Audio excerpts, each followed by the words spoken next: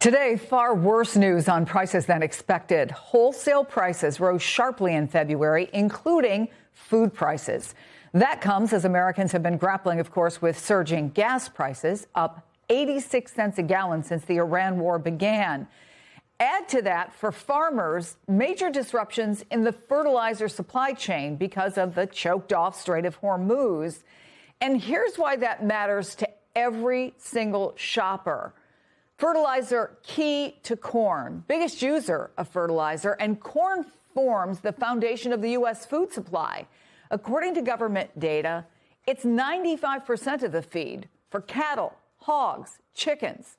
Corn-based ethanol is found in 97% of gasoline. It's also used to make high fructose corn syrup. That means cereals, flour, alcoholic beverages. So bottom line, when corn prices go up, it sends a shock through every grocery store aisle in the country and beyond. MS Now's Laura Haefele is reporting on the ground in Yuma, Arizona. Bharat Ramamurthy served as deputy director of the White House National Economic Council under President Biden. So, Bharat, the Dow has been down. It's been going up and down a little bit. Right now, it's down 440 following the release of the report that showed wholesale prices rising a lot more than expected. Can you help us understand the compounding economic issues Americans are facing right now? Yeah, the most disconcerting thing about that report is that it's a backwards-looking report. It's for February, so it doesn't even account for all of the price increases that are stemming from this administration's actions in Iran. As you noted, those actions are likely to put even more pressure on prices to go up. We're looking at when oil prices go up, which they have. Obviously, people see that at higher prices at the pump, but it also spreads throughout the economy in a variety of ways. So, for example, diesel prices are up about $1.50 a gallon. That means that all the trucking that happens across the country is going to be much more expensive. And for agricultural producers and other retailers, moving goods around the country will be more expensive. That's going to pass through to consumers. Delta said today that their jet fuel costs went up $400 million. Because of the spike in oil prices. That's going to flow through to higher airline ticket prices for consumers. So we're really on the front end of all the inflationary pressure caused by the administration's actions in Iran. And I think things will get much worse before they get better. So no relief anytime soon that you can see? No, and in fact, I think it's going to last a lot longer than people think. You know, there's this phenomenon in oil and gas markets called rockets and feathers, where when the price of oil goes up, the price of gas and other derivatives goes up like a rocket. It matches that price increase.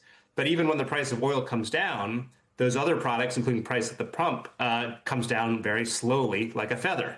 And so even if this war were resolved very shortly, the economic implications of it are likely to last well into the summer and beyond. So unfortunately, the news for consumers is likely to be very bad.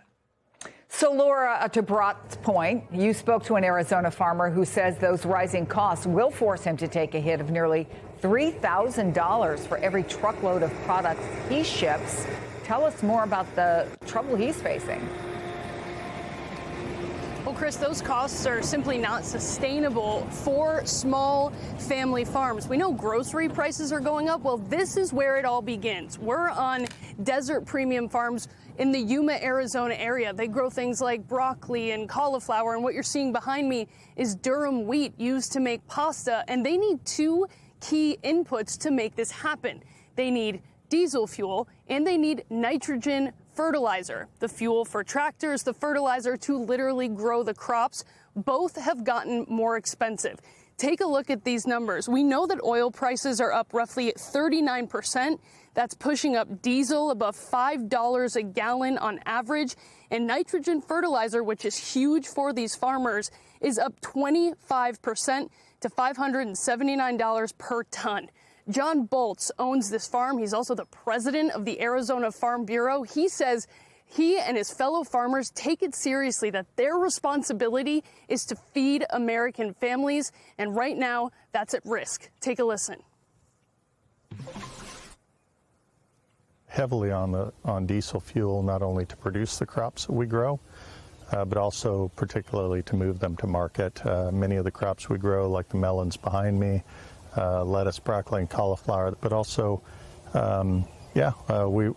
we have to stay in business. We have to function as America's farmers to produce and put food on people's tables.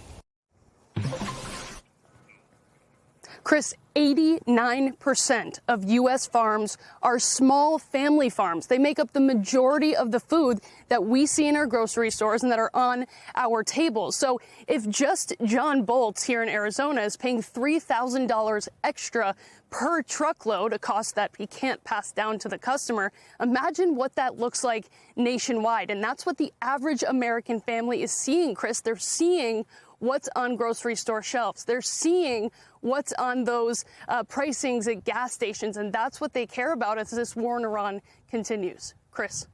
Laura Haithily, thank you so much. So, Bharat, anybody who knows anything about farming knows that the American family farmer is not getting rich. They're trying to get by. They've been challenged in many ways beyond what we often think of, which is what Mother Nature might bring them. Is there anything the White House can do to relieve some of the pressure on them, because that in the long run will help consumers? But what's out there? Because what we've heard a lot from the president is the American people are willing to put up with some temporary price hikes for the greater good that he sees coming out of this war. Yeah, I'm pretty skeptical of that. And to your question, as you said, these farmers aren't getting wildly wealthy. It's a very low margin business, and they've been getting squeezed, frankly, for years now, as it's become harder and harder to find competition for people to buy their products. I think that there are very limited options, frankly, available to the administration. They've announced something called a waiver of something called the Jones Act, which is in their mind going to make it a little bit easier and less costly to ship goods by boat. But beyond that, and they've announced a change to the Strategic Petroleum Reserve, releasing some barrels of oil, which could lead to some temporary reduction in oil prices. But the truth of the matter is, this is a shock to the system. And the additional costs that come from much higher oil prices, much higher fertilizer prices, are going to have to get absorbed somewhere, whether that's the farmer, and that's going to eat into their margin and their profitability, or most likely it's going to flow down in one fashion or another to the American consumer. And that's going to be higher prices, obviously at the pump, but also at the grocery store, at the checkout counter, online when you're buying your airline tickets, and in so many other places.